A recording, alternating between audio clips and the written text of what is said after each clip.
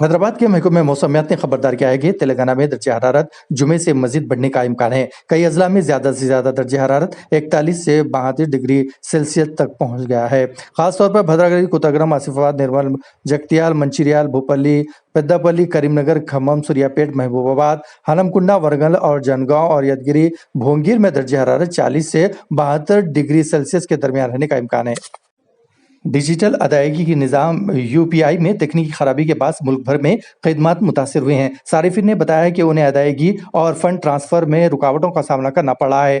Down trading web site کے مطابق یہ مسئلہ چہارشنبے کی شام 7 بجے کے بعد شروع ہوا۔ کئی صارفین نے سوشل میڈیا پر شکایت درج کروائی کہ گوگل پے اور فون پے جیسے یو پی آئی سروس فراہم کرنے والے ایپ کام نہیں کر رہے ہیں۔ اس معاملے پر national payment corporation of India نے رد عمل دیا اور یو پی آئی خدمات میں رکاوٹ کی اتر پردیش کے چیف منسٹر یوگی آدتیہ ناتھ نے دعویٰ کیا ہے کہ ریاست اتر پردیش میں مسلمان سب سے زیادہ محفوظ ہے۔ انہوں نے کہا کہ اگر ہندو محفوظ ہے تو مسلمان بھی محفوظ ہے۔ انہوں نے ایک نیوز ایجنسی کو دیے گئے انٹرویو میں یہ بات کہی۔ بلڈوزر انصاف پر بات کرتے ہوئے یوگی نے کہا کہ جو جیسی زبان سمجھتا ہے اسے اسی زبان میں سمجھانا چاہیے۔ ان کا کہنا تھا کہ ریاست میں قانون کی حکمرانی یقینی بنائی گئی ہے۔ سماجوادی پارٹی کے سربراہ اکھلیش یادو کے اس بیان پر کہ ڈبل انجن حکومت میں اب تو دونوں انجن ایک دوسرے کو نمستے تک نہیں کرتے، یوگی نے کہا کہ وہ موجودہ قیادت اور اپنے بزرگوں کا احترام کرتے ہیں۔ اتر پردیش کے چیف منسٹر یوگی آدتیہ ناتھ کے چارٹرڈ طیارے کو آج دوران پرواز تکنیکی خرابی کے بعد آگرہ کے کھیرا ایئرپورٹ پر ہنگامی تلنگانہ کے ضلع نلگونڈا کے نکرکل میں پیش آئے 10ویں جماعت کے پرچے لیک ہونے کے معاملے کو ہائی کورٹ میں چیلنج کیا گیا ہے۔ 10ویں جماعت کے طلبہ جھانسی لکشمی نے اس معاملے پر ہائی کورٹ میں درخواست دائر کی ہے۔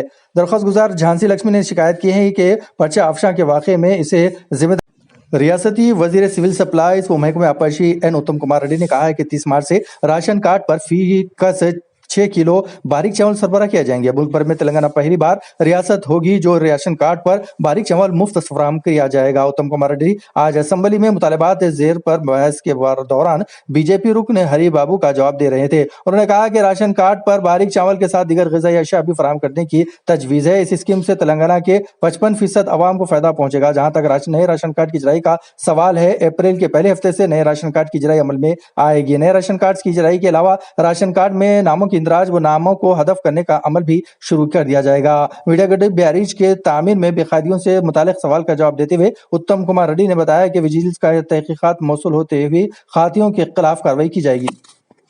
مولانا سید شاہ غلام افضل بیابانی خسرو پاشا صدر نشین تلنگانہ اسٹیٹ حج کمیٹی نے اپنے صحافتی بیان میں کہا ہے کہ حج کمیٹی 2024 کے بلز جو ایک عرصے سے زیر التوا تھے، اس کے علاوہ تلنگانہ اسٹیٹ حج کمیٹی ملازمین کی تنخواہیں بھی ادا نہیں کیے تھے۔ محکمہ اقلیتی بہبود حکومت نے تلنگانہ نے تمام زیر التوا بلز اور ملازمین کی تنخواہوں کو منظوری دے دی ہے، جس سے حج کمیٹی کے تمام ملازمین میں خوشی کی لہر دوڑ گئی ہے۔ چونکہ عید عنقریب ہے، مولانا خسرو پاشا نے ان عوامی نمائندوں کا بھی شکریہ ادا کیا جنہوں نے زیر التوا دوران اسمبلی کے بجٹ سیشن میں ان مسائل کی آواز اٹھائی تھی۔